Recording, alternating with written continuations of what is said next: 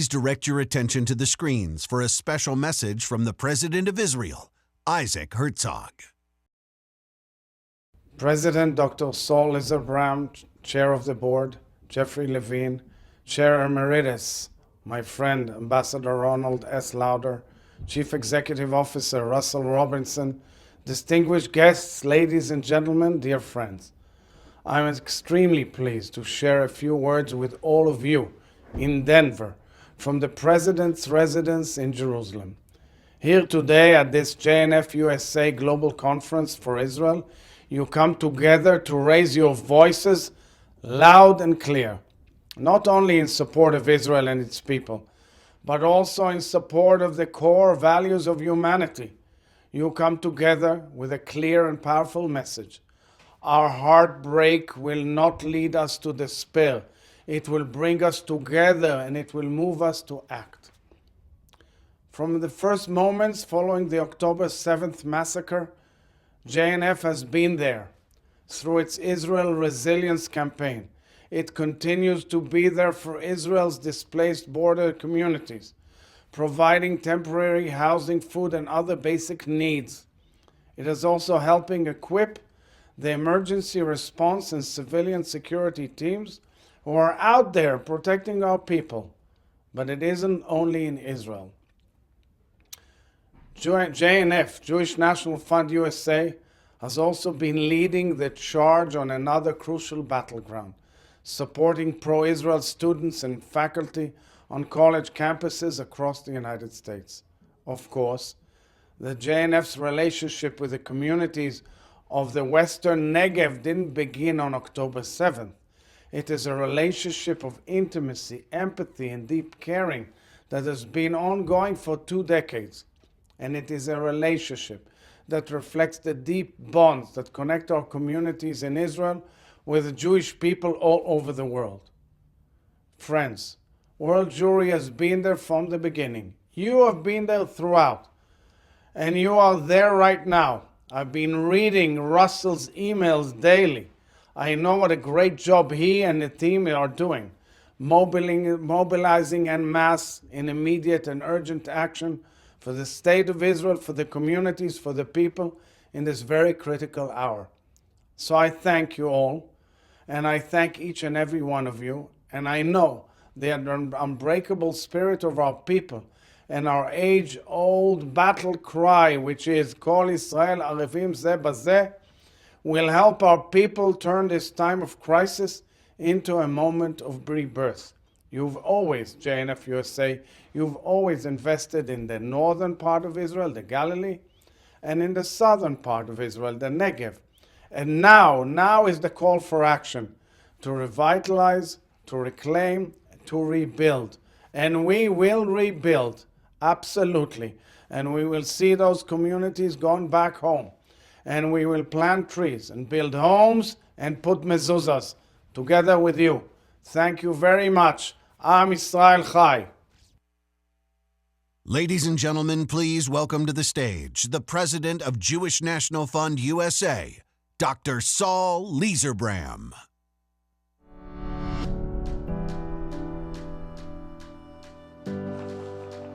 So good morning, fellow Zionists. Before I start my remarks, there's a very special thank you to a group of people who worked tirelessly during the emergency campaign every single day. I'd like to recognize the Jewish National Fund staff in the U.S. and Israel and the Alexander Muss High School staff. I ask you to please stand.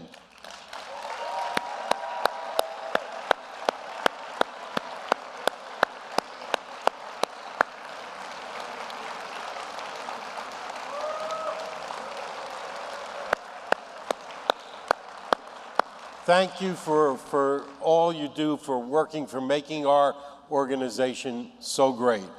I also want to recognize that a conference like this takes a lot of hard work and a lot of stakeholders.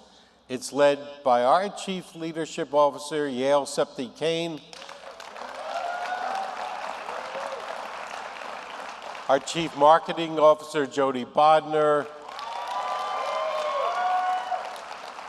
and our Center for Excellence Global Conference professional, Adele Stolowitz, also Mara Medoff, and her staff. Thank you so much. This is day 58 of the war in Israel. Our time together in Denver is almost at an end, but our work continues. Speaking personally, these past few days have been therapeutic and comforting. To be amongst friends, old and new, as well as family, to connect with those who are moving mountains to help the people of Israel and our Jewish communities in this hour of need, to be surrounded by this group whose love, moral clarity, and energy give me hope and strength. Thank you. We have more knowledge, more relationships, more connectivity, the resilience we gain, and help shine new light through the darkness.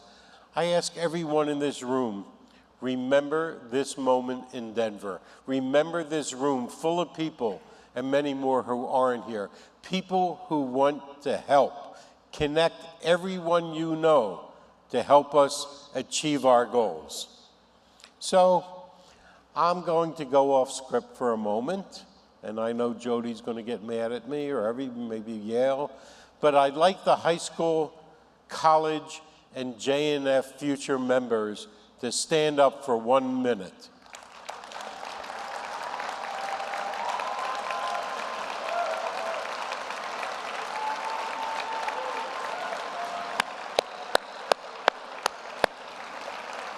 So just take a look around, look at these people.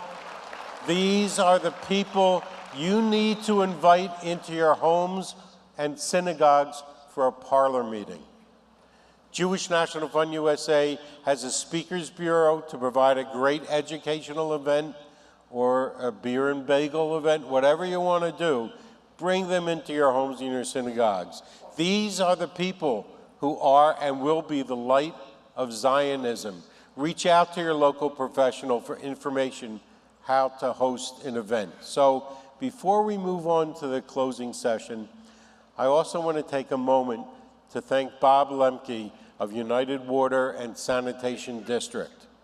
Your sponsorship of this program and continued support are one of the 3 Denver philanthropists that enabled $1 million match for our emergency resilience campaign.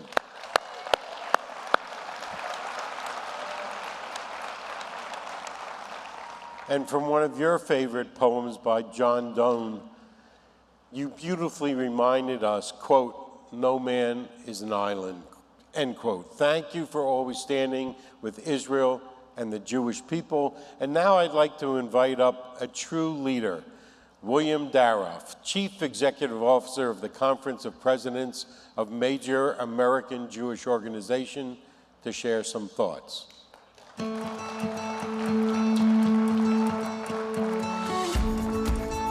Thanks, Bill.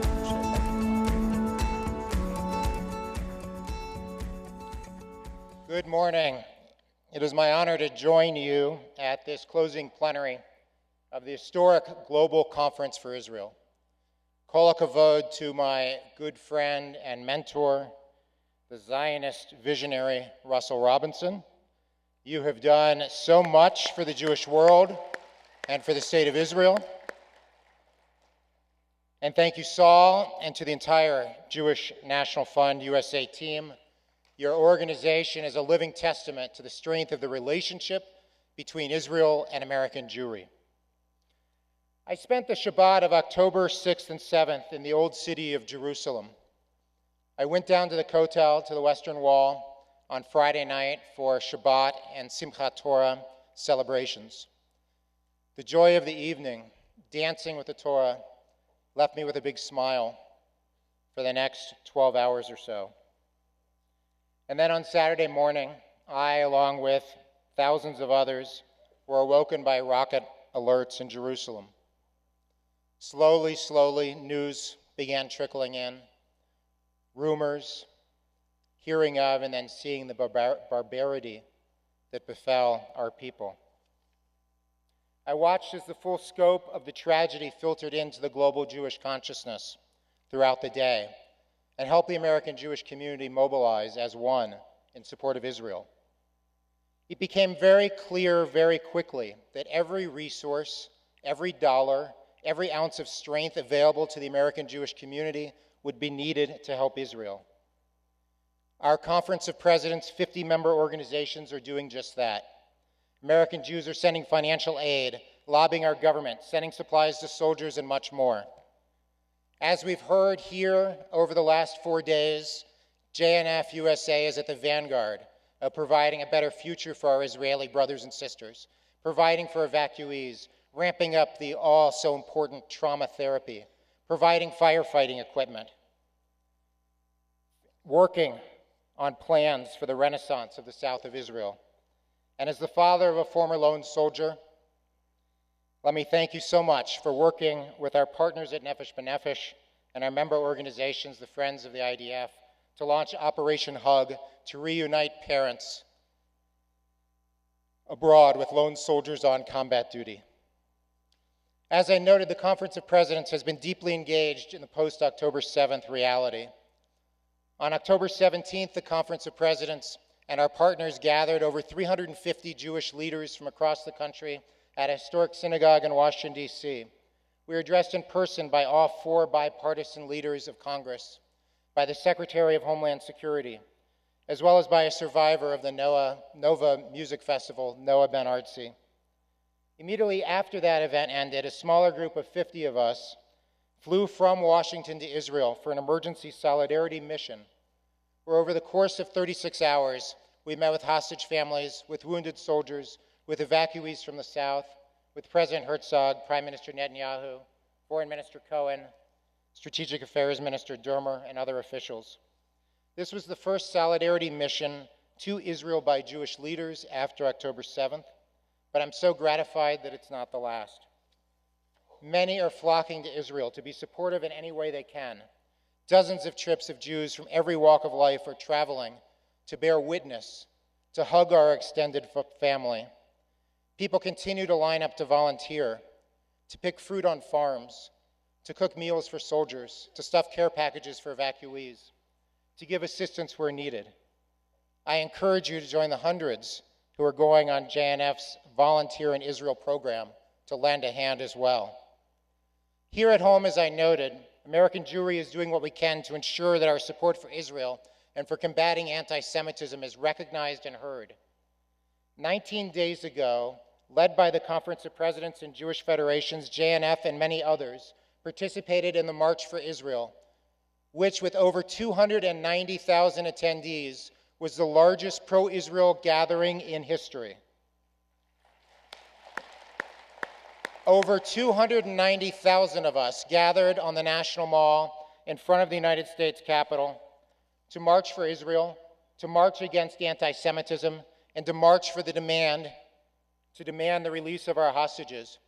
We stood together as one people with one heart because we are stronger when we stand as one. Support for Israel transcends religious and political boundaries. The entire Jewish nation is at war. Gaza may be the front line, but we are all fighting. We are fighting to support the people of Israel. We are fighting to combat the scourge of anti-Semitism that is metastasizing in our communities. And we are fighting for the return of our hostages.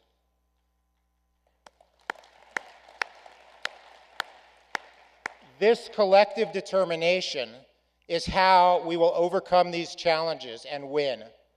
As a people, we are stronger when we are unified.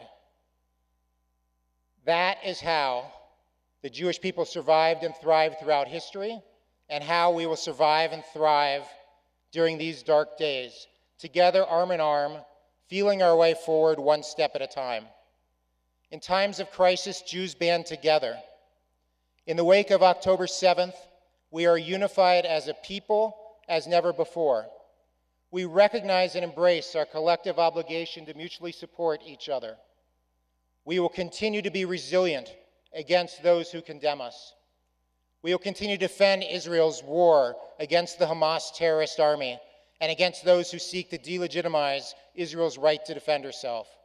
We must not tolerate anti-Semitism in any of its manifestations, and we must keep the hostages in the forefront of our thoughts and actions, in our conversations, in our social media, and in our prayers until they all come home. May Hashem continue to bless the Jewish people, the people of Israel, the state and soldiers of Israel, our precious and blessed hostages, and the United States of America. Thank you. God bless you all. YISRAEL CHAI. Thank you.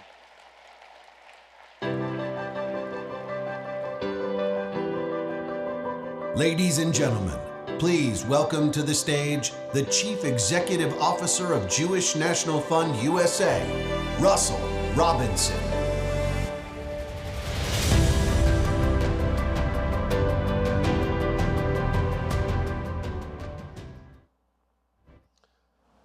Good people, young people, children, seniors, women, men, women, soldiers, citizens of the State of Israel, and from 30 different countries. Their lives extinguished, kidnapped, or injured. It is so difficult during these times to think of hope and dreams, to have a vision of what tomorrow could bring. The pain is so great. Thousands of funerals, millions of tears, pain and loss that will never, ever be repaired. Psychological and mental damage. Let me assure you that the 70,000 people who lived in Israel envelope, that we used to refer to as the Gaza envelope, but now is the Israel envelope. For the police who came to the crime scene, for the soldiers, the reporters who covered it, life will never be the same. Sleep will never be the same. Sunrise will never be the same.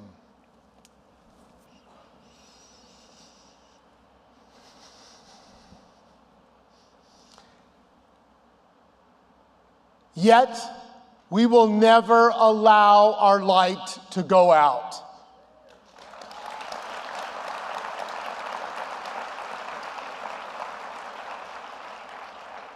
Now, today's generation has only known the existence of the State of Israel as part of their lives. Over the years, we've attempted to tell the stories of the Holocaust and memorialize those who we lost on Yom HaShoah. We attempted as best we could to tell the stories, to make the statement, never again, never again. But it's hard to explain to a young person, or to anyone for that matter, that a man could put a human being in an oven and turn them into ashes, that you could line up children, mothers, fathers, naked, shoot them and put them into mass graves. It's impossible. And I have to say, sadly, too many organizations, synagogues, all of us, we stopped telling the story. We also quit telling the story of the romantic story of Israel's independence. You know, at 4 o'clock in the afternoon on a Friday, David Ben-Gurion brought together a group of leaders, most who had never ever lived in a democracy in their life, and established the State of Israel for the Jewish people everywhere. Ben-Gurion was told that they were going to be attacked by millions, and it would be the end of the Jewish people. And on his shoulders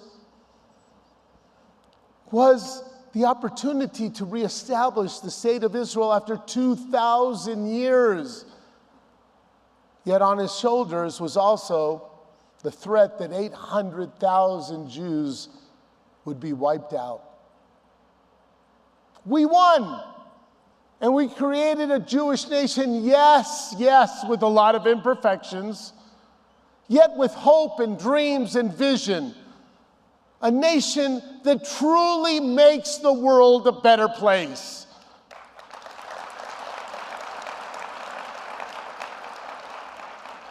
We forgot the romantic stories, and instead, we got involved in politics and got mad over something Israel did wrong. We left out the millions of things that they did to make our world a better place.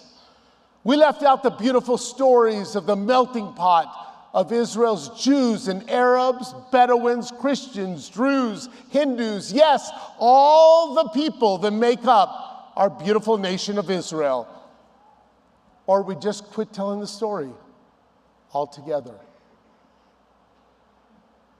Well, October 7th happened. And now we have a new responsibility. We must continue to tell the story of that day for generations. The story that is beyond belief of people shooting people, burning their bodies, killing babies in front of their mothers and mothers in front of their babies. But we must never stop telling that story if we hope that never again can finally be never again. We must tell our story of light over darkness, our hope, our belief, and we must have a vision. Ladies and gentlemen, that is what the Jewish National Fund story is all about. We believe in tomorrow, and we will build tomorrow. We will show our enemies that you cannot extinguish our light, you cannot extinguish our hope. On October 7th, I and we lost a dear friend. He was a partner in our vision for tomorrow, Ophir Lipstein, the mayor of Shar HaNegev. I texted him on that day as Marcy and I were arriving in Israel. We were going to be meeting to talk about better Israel, hope, dreams, projects. I assure you that we were going to be talking about economic development for the Palestinians.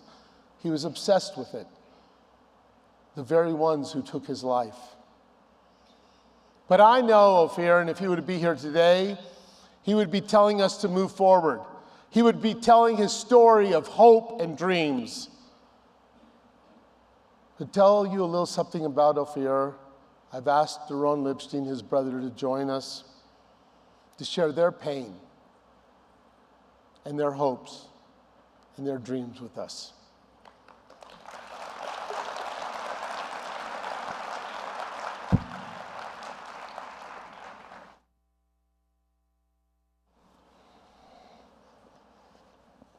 Wow. Ophir was registering to this event 6 months ago. He loved to come to this event, to meet you, his friends, and it is so sad to come with his family, Vered, Idan, Uri, and not to be with him here today. First, I want to thank you, especially you, Russell, for the love that you all gave Ophir in his life, but the hug that I received when I first saw you after Ophir died, and the hugs that I received from you, everyone in this event who came to the Expo and really showed empathy and love and friendship. Ophir was one out of 1,400, and each and every one of us and you knows someone who died, murdered, kidnapped at that day. And what happened to us in Israel was that suddenly, after many years, we felt united one nation. We are all helping each other. And what I've seen here is that we are not alone in Israel. You are exactly with us. The one question that I hear everywhere is, how can we help? How can we assist? And it is so important to say, it's above word, it's helping on a daily basis, because, you know, our government is not giving the solution, but the people are, and you are, and this is so helpful. The reason why I'm here is to continue together with you, JNF, the legacy of Ophir. Hallelujah. Netaim. Chamsa. Thank you, Miriam, for being here, and Shiri for founding this organization. And together, I'm sure, especially after I hear you and I feel you, it will be bigger, it will be greater. It will give Israel and you, the Jewish people of the diaspora, our friends, our brothers, a better future for the world. Because we are the light.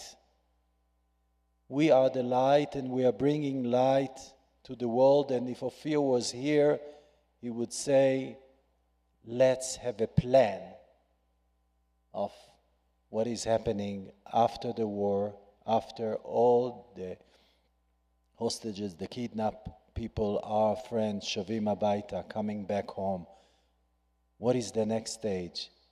And going back home, I will tell all my brothers and sisters that you are not only our back, you are our best allies, partners, family. We are one family worldwide, and I'm so grateful for that. Toda Rabah.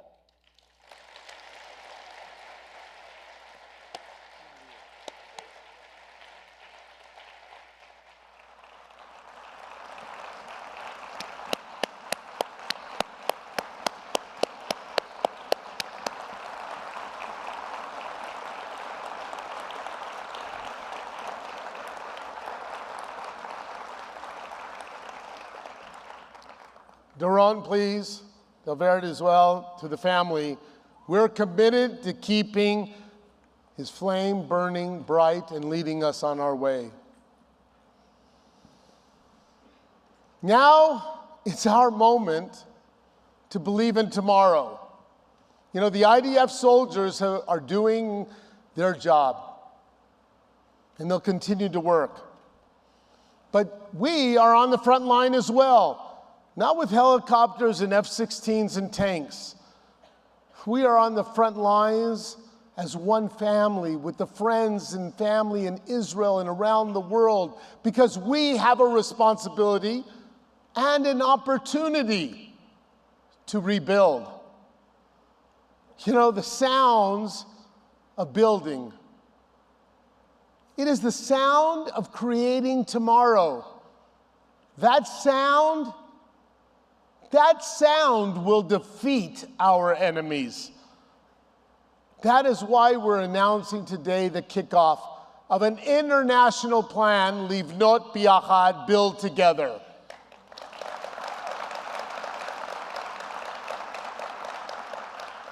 To rebuild the Israel envelope region together, Israelis, European, Canadians, Americans, everyone, all of us are going to join. Yes, monetarily and physically, emotionally, because we're all going to be stepping in to today's greatest movement, the era of the new Zionist movement, propelled by our spirit of partnership. We know that much work still needs to be done, but we must believe. We must believe. And we must plan to make it happen for tomorrow. You know, prior to the establishment of the State of Israel, the Karen Kayemet LeIsrael was there. And they're here today to help us kick off Livnot Biachad as partners. Now, we have signed a memorandum of understanding that we're going to be taking to our boards for ratification on a new fund, a $50 million fund.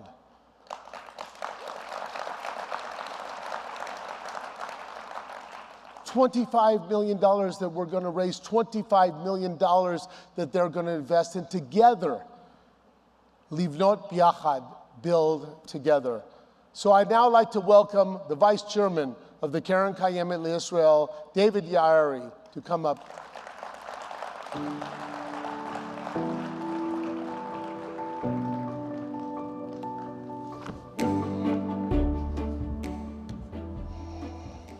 Thank you, Russell, and thank you to the incredible Jewish National Fund USA family for welcoming us so warmly.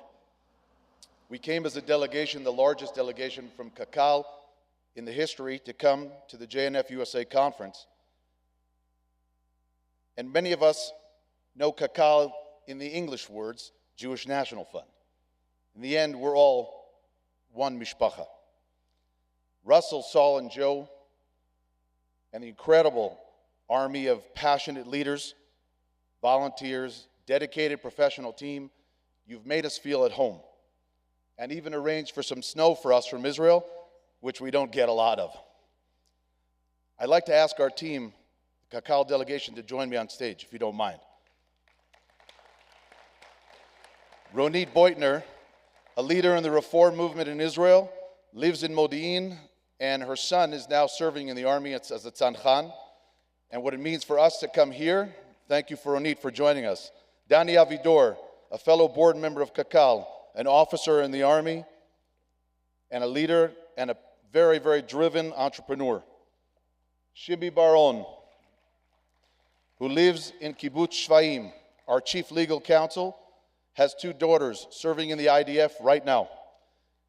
And for those who know and have followed what Russell said earlier, Kibbutz Shvaim, Shimi's kibbutz, has embraced and welcomed the evacuees from Kfar Aza, where Ophir was killed. Roni Vinikov lives in Modi'in. While working on all of these issues together, his son was just called up and is now moved in to Gaza. And he's in the Sayeret Givati. Sent a picture right before they went in, just earlier this week. As we're sitting here, Ronnie is struggling between his thoughts of his son and also how we're going to build back together. Thank you for being with us.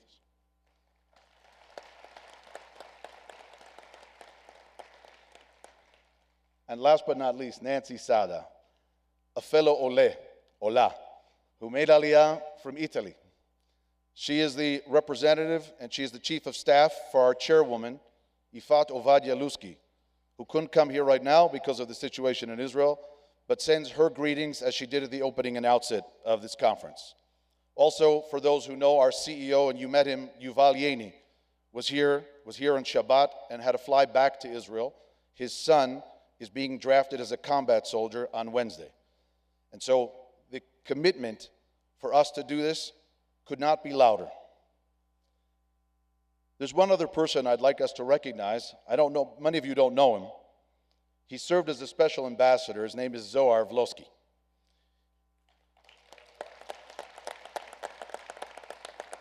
Zohar doesn't have that much energy, but Zohar served as a U.S. representative for Karen Kayemet. Today serves as the global executive director of Zionist education for JNF-USA. But in reality, Zohar is a public servant for the Jewish people. Thank you, Zohar. For those who are confused, some of you know me, my name was David Borowicz, but I Hebraicized it when I moved to Israel before making Aliyah and serving as a lone soldier in a combat unit in the Tanks Corps. Yairi means forest, so I guess it was eventual that I was going to join Kakal.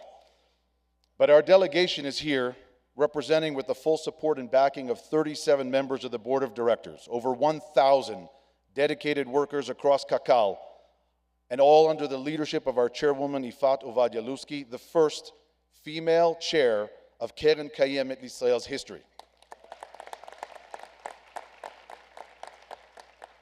Keren Kayemet was founded at the 5th World Zionist Congress. Took us a few years. In 1901 as the operational financial arm For the past 122 years, our shared mission has been to build our country, to buy the lands, invest in infrastructure, forest, water, develop communities, Zionist education, and all throughout our homeland. But as we've talked about, Russell, that was all before October 7th. October 7th changed the Jewish people. The horrific massacre of Jews in cities, towns, and parks in the South was more than just a declaration of war against Israel. It revealed a sinister declaration of war against Jews around the world. What happened before October 7th cannot be the same after October 7th. The Jewish people demand and deserve more from our leaders. When the Jewish people are divided, we are vulnerable. But when we are united, we're an unstoppable force of good in the world. So it's time to put aside our differences and unite. Those who screamed at each other in Israel in the civil protests across the streets just days before October 7th now serve shoulder to shoulder to defend our homeland. This spirit of mobilization must drive our Jewish leaders, it must drive us, and it must drive Jewish communities across the world. It is this spirit that brings us here today. After October 7th, we will be measured by our actions and not our words. Today we stand together, Keren Kayemet and the Jewish National Fund USA, and we announce new mathematics. 1 + 1 = 200 million shekel.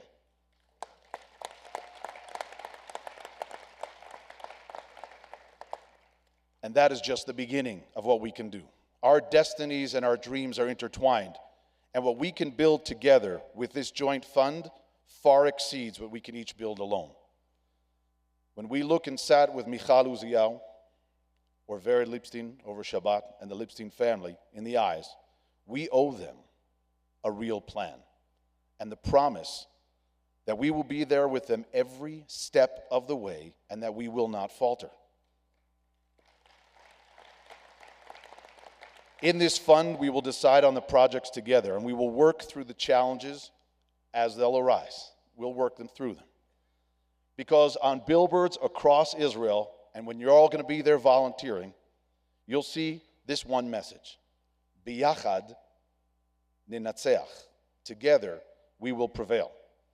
Together, we will build back our communities in the Western Negev or the Israel envelope with their leadership and with their needs in mind. Together, we'll create capacity for Zionist education and more capacity for more students to be able to attend the Mas High School.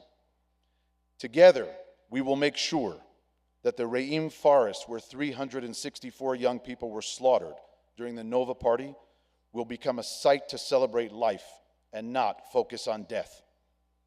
Together, we will dare to dream, to plan, to create, and to build. Anything less is unacceptable. And when we look back on this time, let it be written, in Denver, we established the fund to rebuild the South together.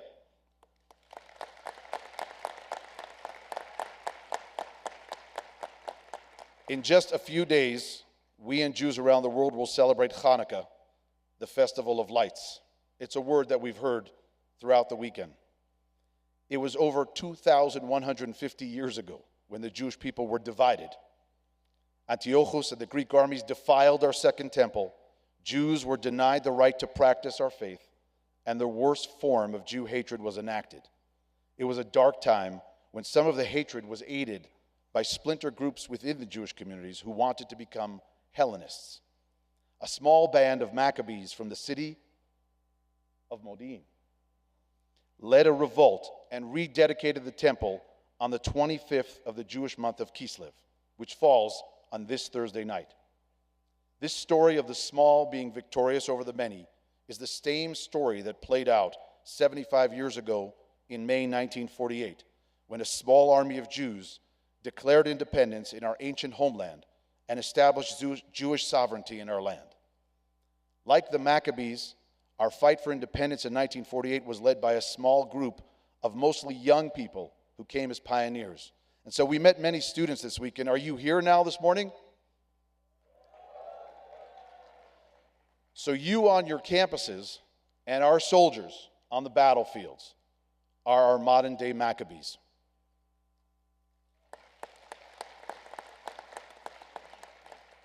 As we light the Chanukiot for 8 days starting on Thursday, let us light them with pride. In each community and on each campus, let us invite the presidents of universities, student groups, friends, allies, and forces of good to join us in spreading light. Let that light reach our 137 hostages, including my friend John Poland's son, Hirsch, who are held captive in dark tunnels under Gaza. Together, Keren Kayemet and JNF-USA, we brought these identification tags. I like that term better than dog tags. And we brought them from Israel to wear around our necks in solidarity and to keep this issue at the forefront. If you did not receive one, please see any of us afterwards. Let us wear these tags to keep their plight close to our hearts until all of them are home, and let us pray for their safe return.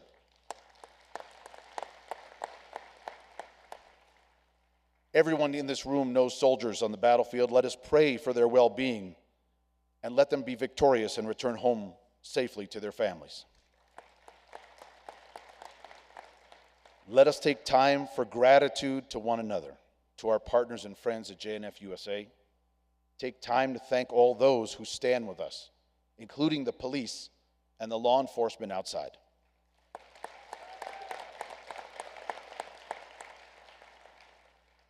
Let us renew Zionism together and build back the Western Negev, strengthen the north of Israel, ensure the economic and moral resilience of our people, strengthen the bridge between global Jewish communities and our one and only homeland with its eternal capital in Jerusalem.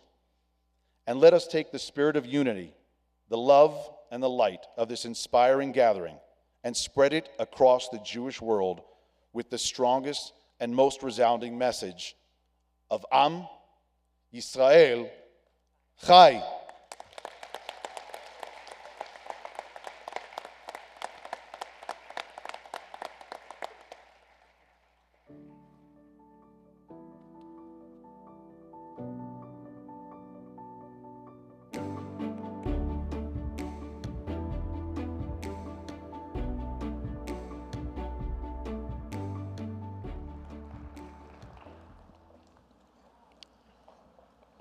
Thank you, David, and thank you, Keren Kayemet, as well. Now let me give you some of our strategic thinking of our plan. First, we're going to be working with the government of Israel and taking our opportunity to not just match, but triple and quadruple our money that we're going to invest. We're going to be making sure that they also meet their obligations. We're going to work closely with everyone on this rebuilding process, with Jewish national funds around the world through Keren Kayemet, and any other organization that would like to join us. This is not our plan, it is everyone's plan, to build together and to make the Israel envelope region the envy of all of Israel. Now, it won't be easy. A lot of people are not even talking about moving back because of trauma, because of pain, because of security concerns, as well as the damage to their homes and their communities. So we know that this will be a big mountain to climb. Yet we believe we can, because we are the Jewish National Fund USA, and we are Keren Kayemet LeYisrael, and we are all the other organizations joining us together, because we have so much great expertise collectively. And our goal is simple: to build together. We'll never say it cannot be done. Rather, we will always say it will be done. You know, 2,000 years ago on Masada, they thought it was the end of the Jewish people. In 1948, few believed, and we're here 75 years later. You know, we protested in Washington and brought freedom to Soviet Jews and freedom to the entire world. And we brought home Ethiopian Jews. The first time in the history of the world that blacks were brought in as citizens, not as slaves. To say it simple, we do the impossible. Our Livnot Biyachad, Build Together plan will be led by the people of the Israel envelope. Their buy-in is the cornerstone of our plan.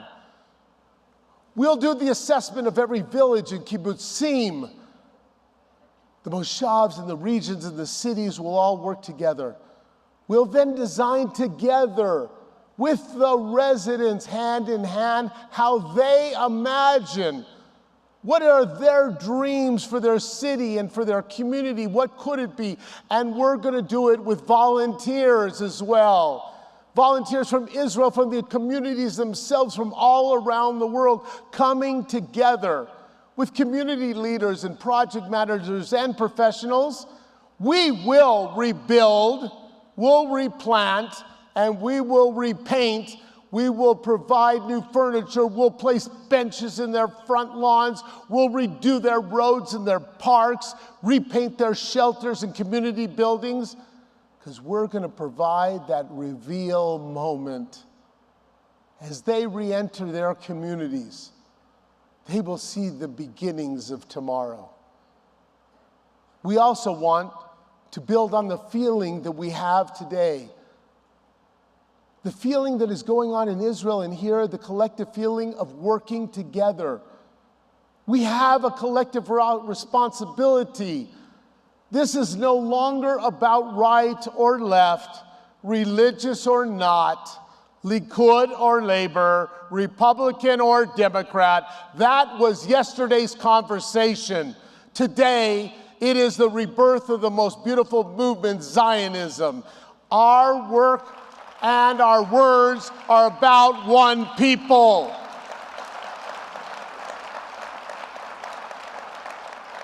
That is why our volunteer involvement in our Build Together plan is so important.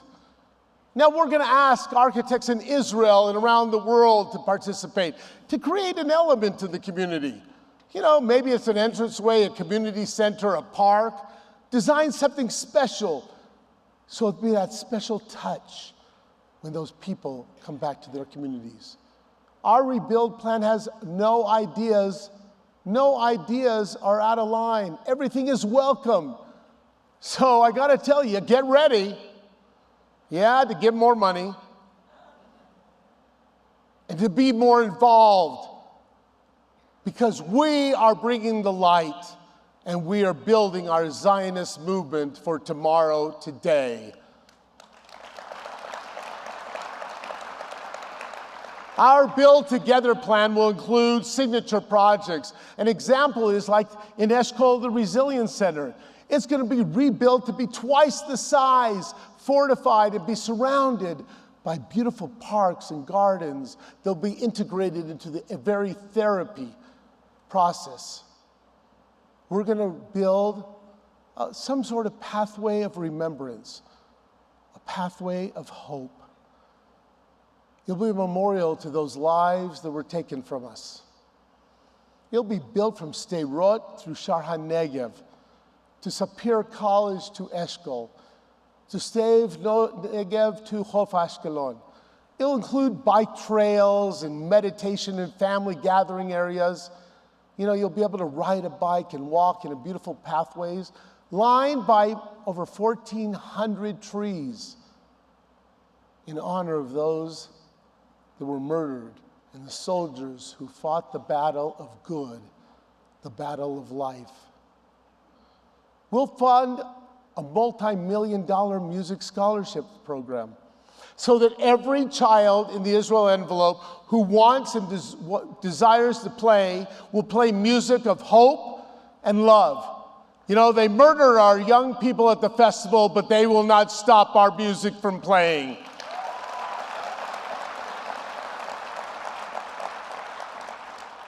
We're going to build the largest community center in the entire area.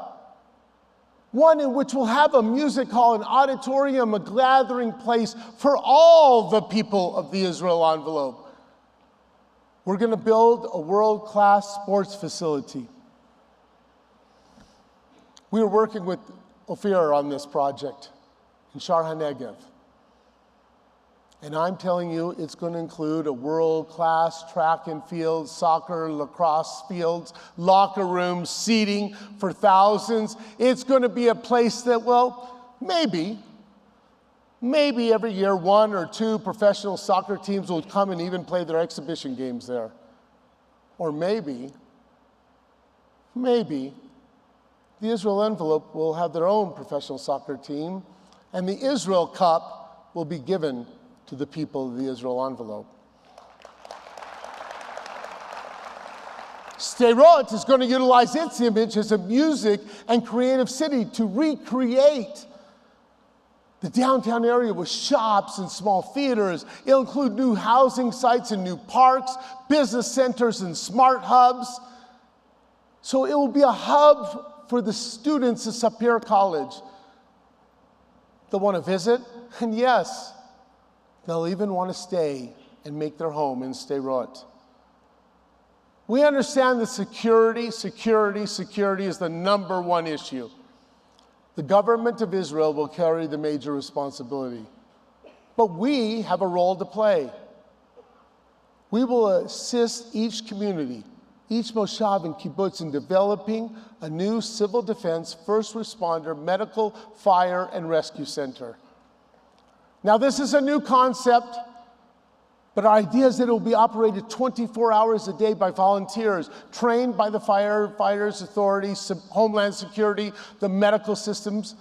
Each station will include firefighting and medical equipment, defense equipment, and a communication and control center. Now, we have been working with the Israel firefighters through our task force for the past year, through Penny Rosen, our chairman, in creating a volunteer fire department throughout Israel anyway. So now, we're thinking, how do we combine that effort into civil defense, rescue, and together be first responders for defense, to make every community feel safe and to be mobilized in minutes. There'll be a transition for the evacuees. In the next 1, 2, maybe even 3 years before some of them will move back home. Now, we're working with the government on assessing mass transportation to make sure that there's transportation to take them from where they are to their jobs during this time. We're going to be utilizing, though, the infrastructure that was developed through our Jewish National Fund Housing Development Fund, Jeff Schwartz, in places like Yoracham and Ramat HaNegev and other places in the Negev. Together with the government of Israel, we're looking at how to bring manufactured housing, not little caravans, manufactured housing, 1,000, 1,200 square feet homes, set in a community setting. We'll build the parks, the front yards, the backyards, the bike trails, and we'll create a place for the evacuees to leave the hotels and to live in a community until they can go home.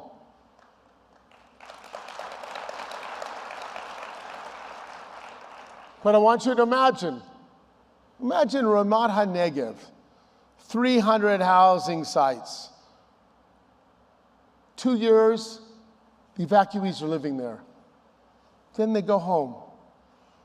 But the Jewish National Fund helps them bring 300 new families to Ramat HaNegev. Wow! We've helped populate the Negev. We gave dignity and brought the people home, all in one plan. I think that's the Jewish National Fund USA and all of us working together. Now, some communities have already moved to temporary locations in Tel Aviv and Netanya and in Jerusalem and other places, and we're working with them in helping refurnish rooms and places for classrooms and bringing social workers and programs there and giving them the assistance during that time.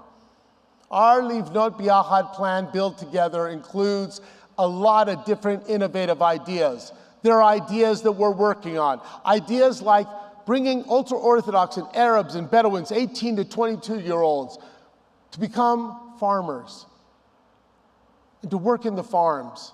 We'll provide special housing in a village that gives them their lifestyle and opportunity. It'll be potentially replacement for their army service. They'll be paid to farm, replacing foreign workers. Now, we're also working with Israel businesses and farmers throughout to develop investment vehicles. I'm working with Sam Goldberg and Alan Wall, KPMG, Mike Stein, the Volcani Center, and others in helping to design to make up startup investment opportunities, to farm loans, to help build back businesses, to keep farms in business, and to create new businesses. We're also going to be utilizing the Lauder Employment Center, working with major employees and working with their HR directors to make sure that we're giving the job opportunities that are available, particularly in the Israel envelope, to be able to create more job opportunities. And we're going to be developing a small business association, the same way we did up north, in the Israel envelope and in the Negev. We're working with Nefesh B'Nefesh. Yeah, Nefesh B'Nefesh. There's going to be a growth in North Americans making Aliyah. And we're working with them to make sure that the Israel envelope is part of the relocation dream.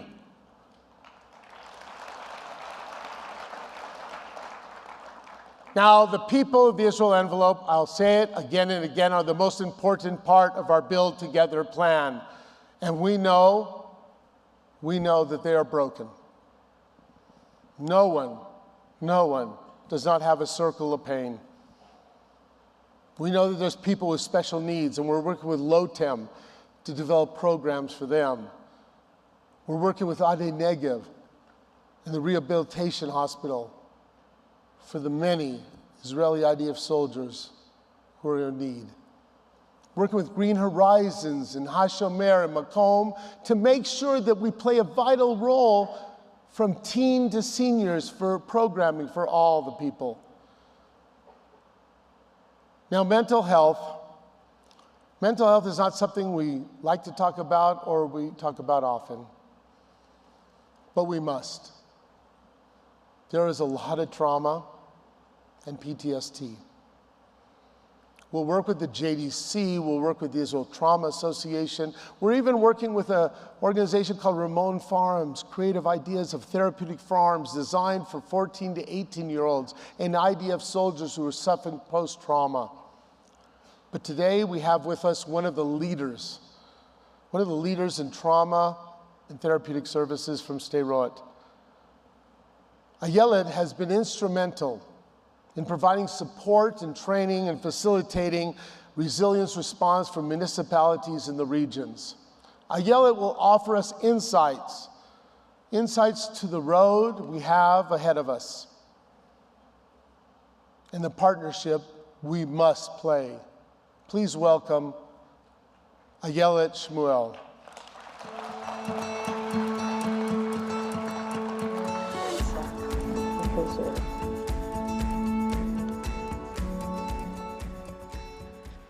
Hello, everyone. So I came here really prepared with a speech. Honestly, I did. And it was a good one, too. However, this morning, I got up and I saw the news from Sderot, and I saw that we had 3 direct hits from rockets. And I don't know, can you hear me from here? I think you do. And one rocket hit a synagogue. And I saw the pictures, and I looked at it, and I knew no one was hurt because the city is empty, okay?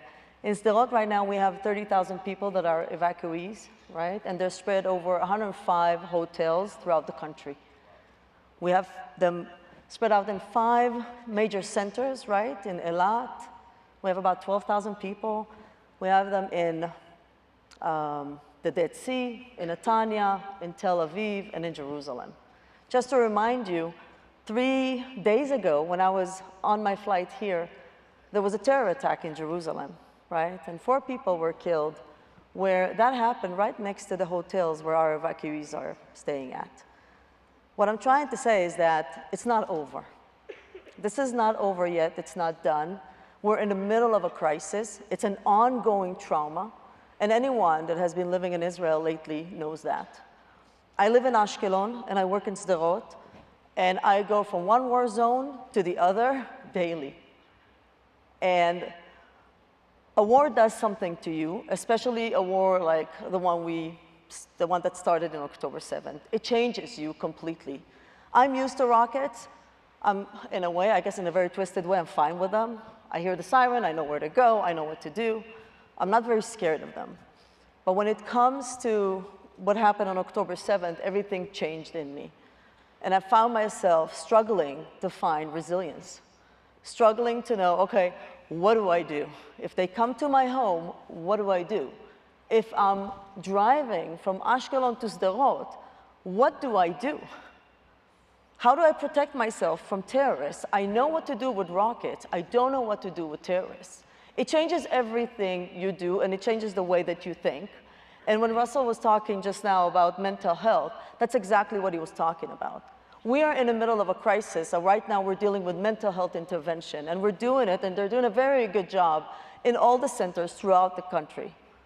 The resilience centers know what they're doing. People are trained, and they're very well trained, and they know how to do it. The problem that we're having right now is that we don't have enough personnel.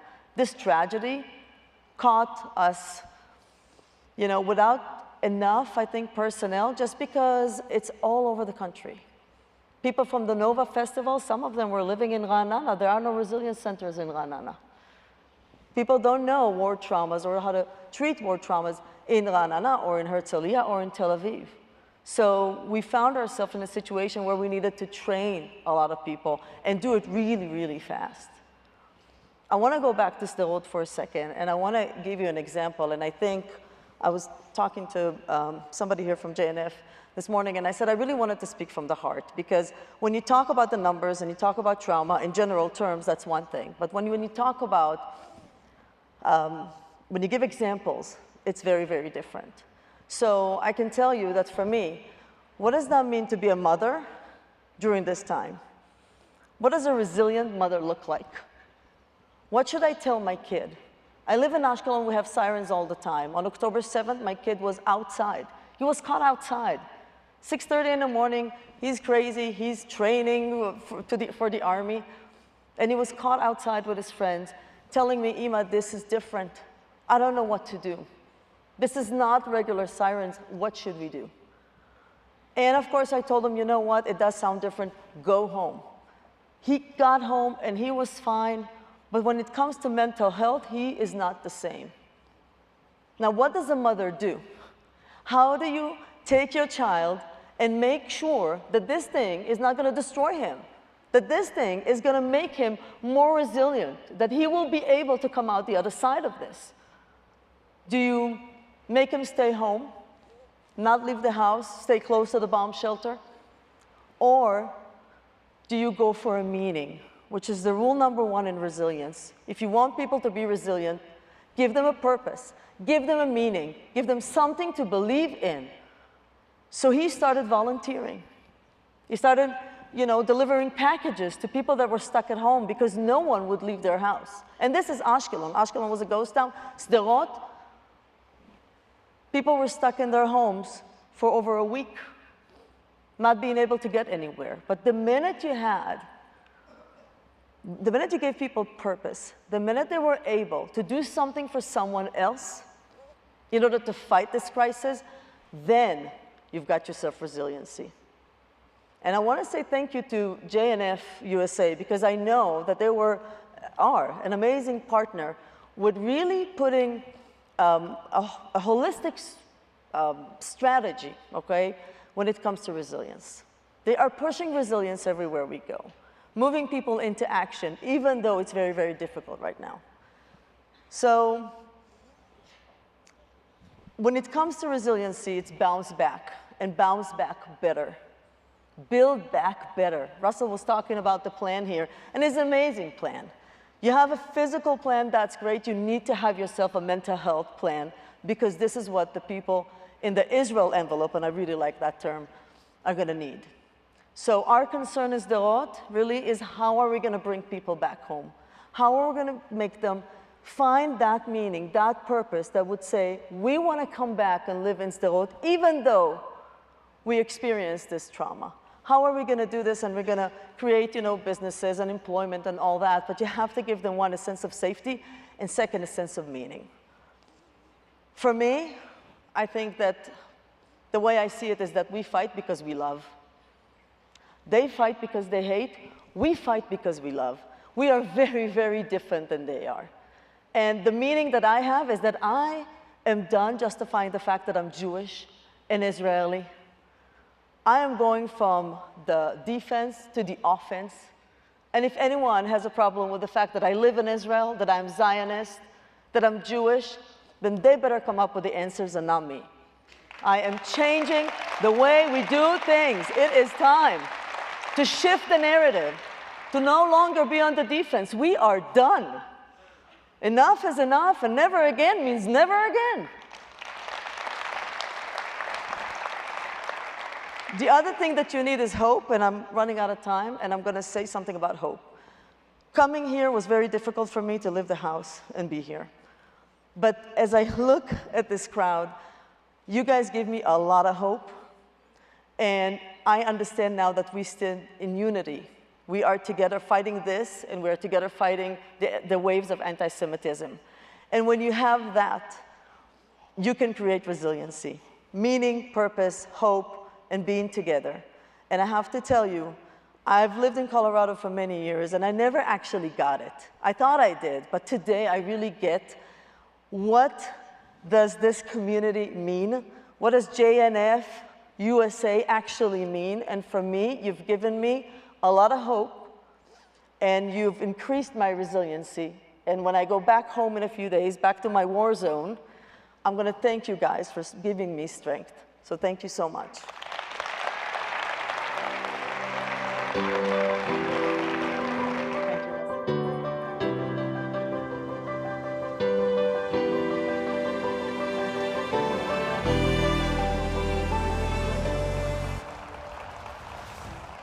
Thank you, Ayelet. And you return to Sderot, and you assure them that we were there yesterday, we're here today, and forever. All right, this has been a grand plan, and there's a lot more. Have we thought of everything? Of course not. But we're leading the way. Tomorrow, we need you today to join us in building together. So it's not alone. So I want to invite our affiliates who are with us here today, who they are part of our building today and tomorrow. Please welcome all of our Jewish National Fund affiliates.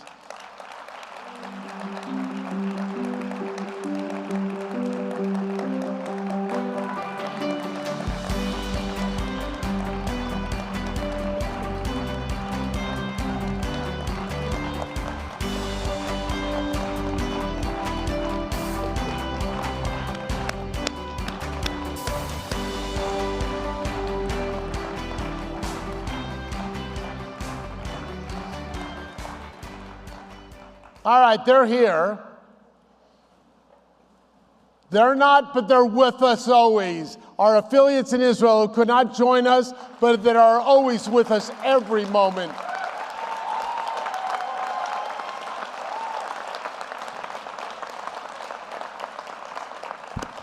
Now we got Noah down in the Arava. And I think, Noah, how are you doing? Hey, everyone, we're doing great. And so, go ahead, Noah. We're not alone, and you are not alone. We are your Israeli partners who could not join you in person today. Yet, we are here with you. The Build Together plan is about all of us. Thank you, Noah. Thank you, everyone. Alone Walled, Ammunition Hill. I hear that our next year's global conference is in Dallas, Texas. That's right, Dallas, Texas. November 14th to 17th, we will be there, and we can talk with you about how far we've come, what we have achieved, and what we still need to do.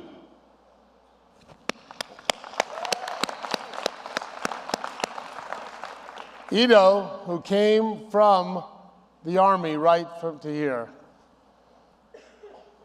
We are the doers. Thank you all for being here today with us, to remember that never again, teach it and believe it. We need all of us to stand up tall. Together, we need to be strong as partners and the voice for the people and land of Israel.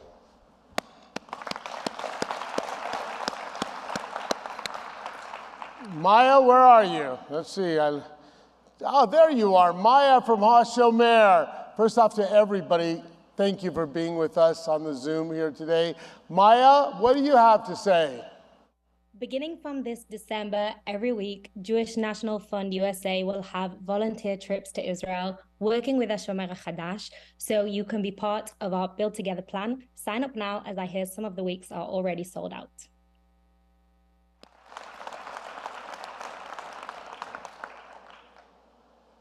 And for college students, I want to tell you that we have alternative winter and spring break. And for young professionals, we have a volunteer trip between Christmas and New Year's. You better sign up now. I happen to know the chairman very well. It's my daughter, Allie.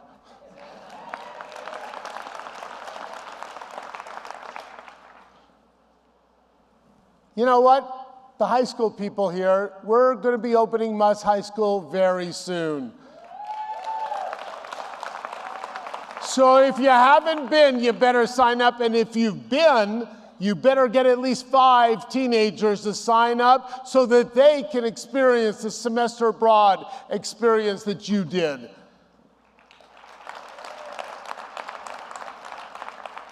And now, I have to ask you to fundraise. It costs money to contribute. Create a peer-to-peer page. By the way, the Muss High School kids created one, and they raised in just a couple of weeks over $200,000.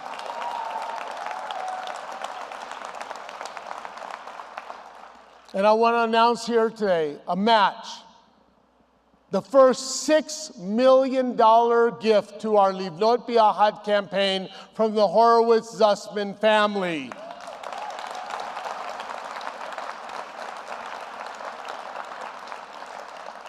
So let's achieve what we have always achieved, Jewish unity, a conversation of shared values, a belief in tomorrow.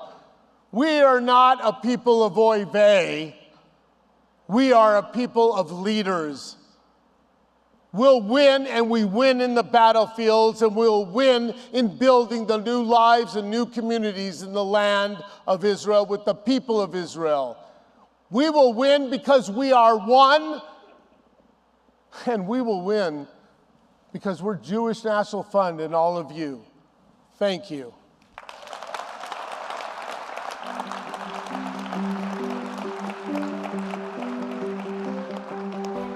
Where have you been all day?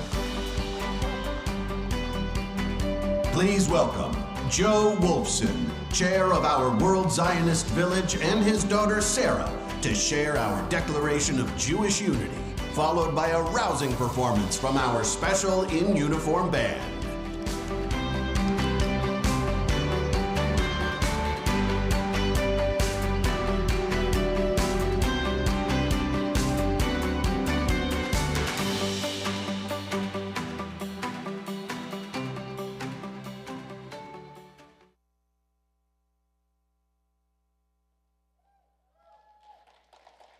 That's for Sarah, not me. We, supporters of Israel and the Jewish people everywhere, stand inspired by our shared history and united by our common destiny.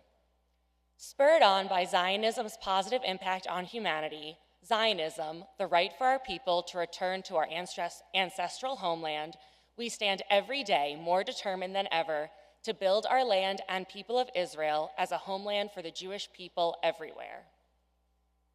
We come from every corner of the globe, from different backgrounds and beliefs, and recommit ourselves to making our voices heard for a stronger, more secure, and more prosperous Israel. Jewish National Fund USA commits that over the next decade, we will have 1 million voices for Israel, from birth to the boardroom to beyond, all helping to build a bright, beautiful, and secure future for the land and people of Israel. We stand together for Israel. We are one. Ladies and gentlemen, please rise and join us in the singing of the Hatikvah.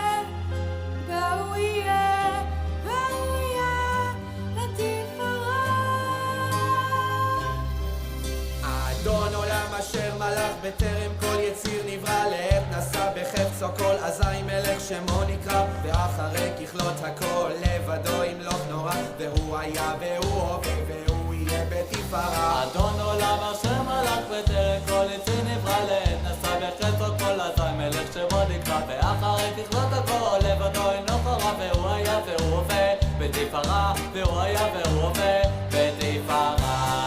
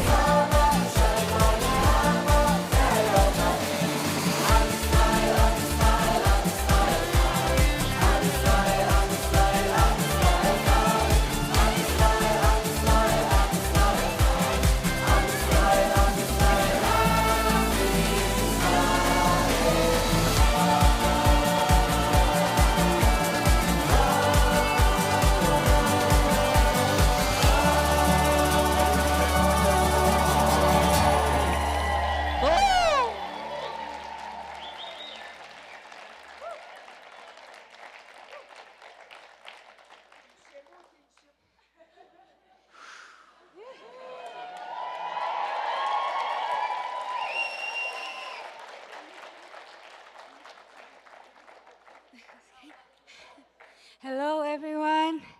My name is Adi. I'm one of 30 musicians in the 4 special in uniform bands. We are so proud to represent the 900 soldiers with special needs who currently serve in the IDF in 50 bases throughout the country. We hope that our program will continue to grow and allow so many others to participate. Yeah! And as you all can see, music makes us fly. But you are the wind beneath our wings, so thank you very, very much.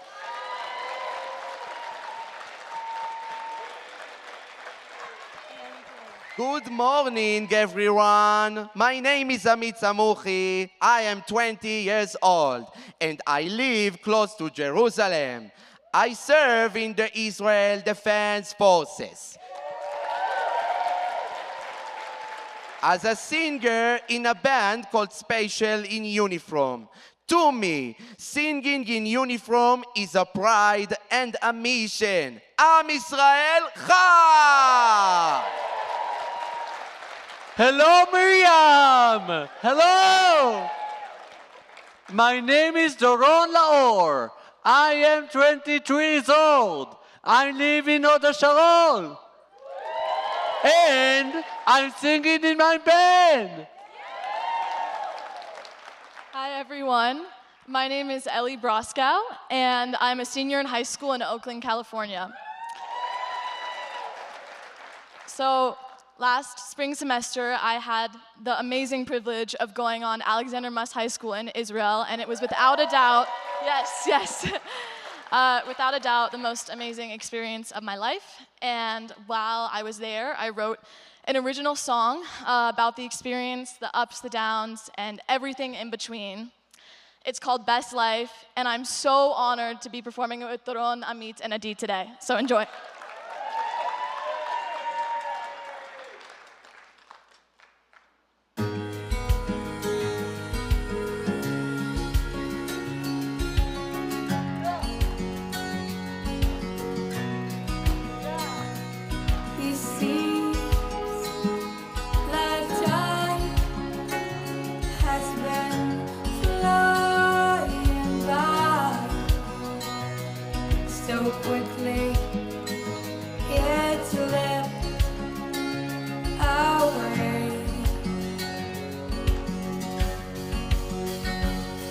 It's hard to escape the chaos each day, so I haven't had a chance to say I'm doing well, I'm doing just fine. No one can try to deny I'm living my best life. No longer am I confined. I'm seeing things with brand new eyes. I'm living my best life. I've met so many faces and seen so many places, each with their own story to tell. today. I will stay. There's nothing in my way, so I finally have the chance to say I'm doing well, I'm doing just fine. No one can try to deny I'm living my best life.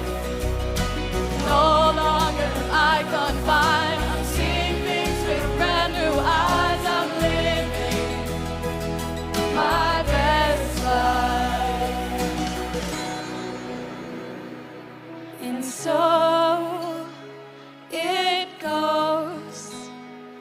this journey of mine with twists and turns and mountains to climb. It may not be easy, but here's where I shine. I'm doing well, I'm doing just fine. No one can try to deny I'm living my best life. No longer am I confined, seeing things with brand new eyes. I'm living my best life.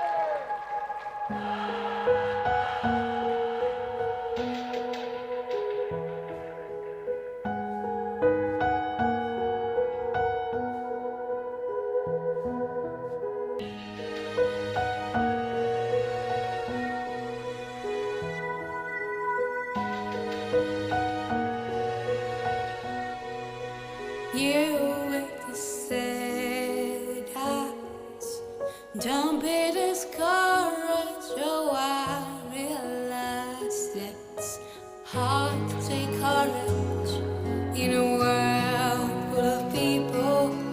You can lose sight of it all. Darkness inside you makes you feel so small. I see your true colors shining through. I see your true colors, and that's why I love you. So don't be afraid to let them show your true colors. True colors are beautiful. Like a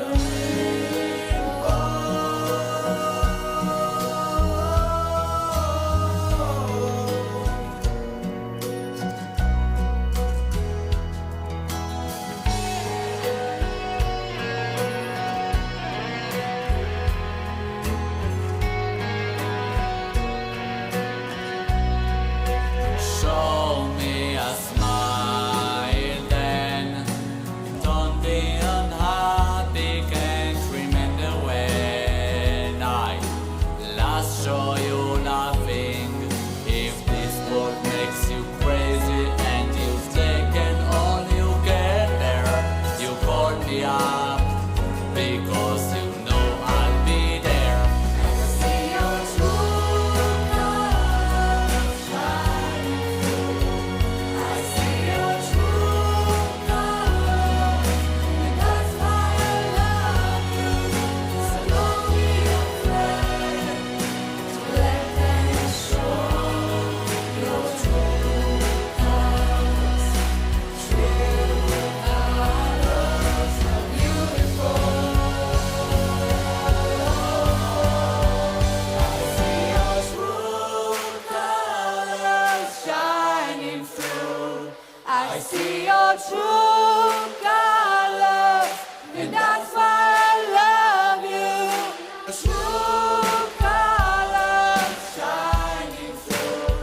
I see your true colors, and that's why I love you. So don't be afraid to let them show your true colors. True colors are beautiful.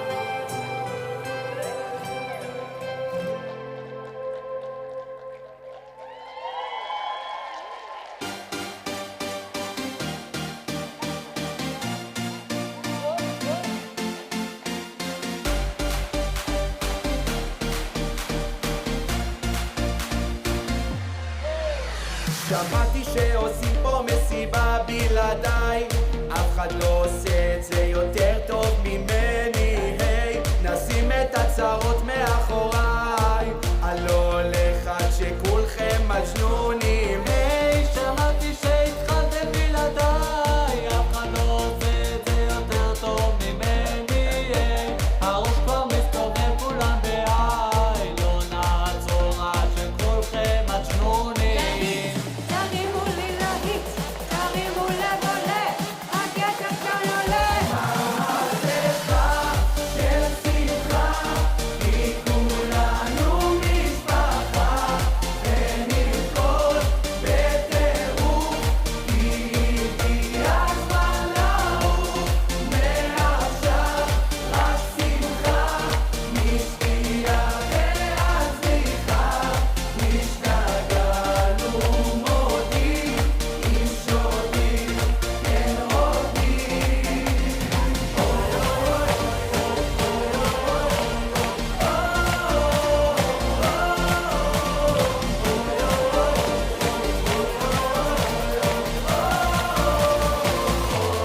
אלוהים, אלוהים, רק תשמור על הרוקדים, תחבק אוהבים, שתמיד נהיה שמחים. אלוהים, אלוהים, רק תשמור על הרוקדים, תחבק אוהבים, שתמיד נהיה שמחים. חייל, תרים לי את הקהל, הם לא רוקדים בכלל, תרימו את היד. מהפכה של שמחה, כי כולנו משפחה, ונרקוד בטירוף, כי הגיע הזמן לעוף.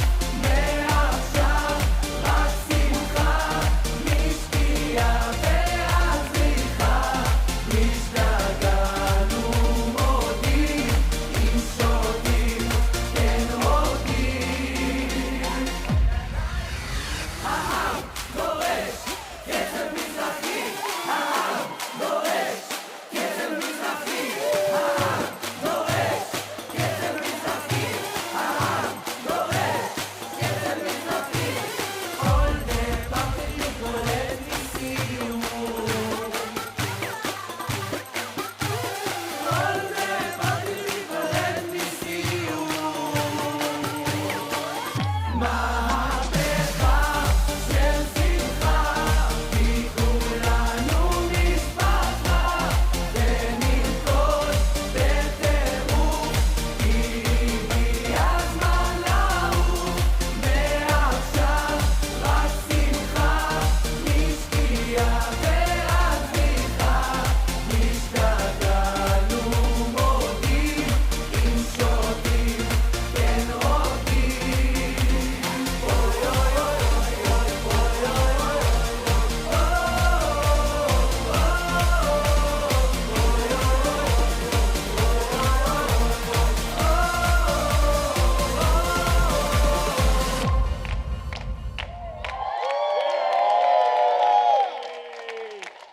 Ladies and gentlemen, please rise and join us in the singing of the Hatikvah.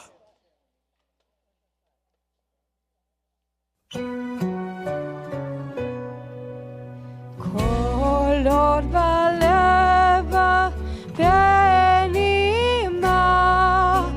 נפש יהודי הומייה, ולפתי מזרח קדימה.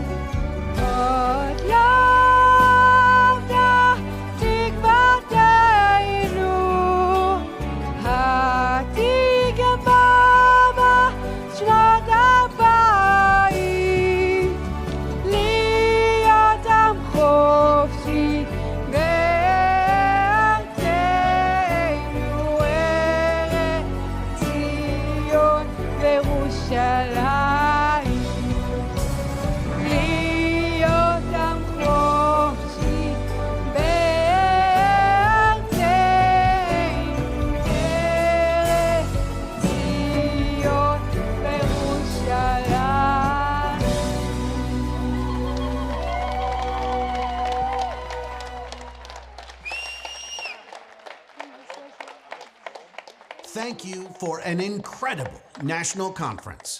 Travel safely, be strong, and lahit traot.